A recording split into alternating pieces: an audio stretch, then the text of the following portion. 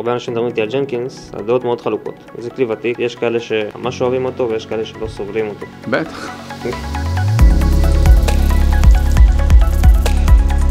הרגשות מעורבים לגבי ג'נקינס זה ידוע. ג'נקינס הוא כלי שימשיך להישאר בשוק, הוא כלי חזק מאוד. הוא מוביל את התעשייה כסרבר ויש סביבו כבר אקוסיסטם גדול. אני חושב שמי שסובל ממנו לא מכיר אותו. ברגע שאתה לא מכיר משהו אז אתה מחפש את הידיים ואת הרגליים ואז אתה בעצם סובל מהחוסר יציבות שלו וכו'. עם זאת, מהיותו פתרון אופן סורס, מהיותו פתרון שמקבל המון שינויים לאורך הזמן מכל מיני מקורות בעולם, הוא נורא שברירי. אז אם לקחת פלאגינים או לקחת אקסטנשנים בג'נקינס שכל הזמן נשברים לך, אין ספק שאתה מתבאס מזה, וזה כאילו לא כיף.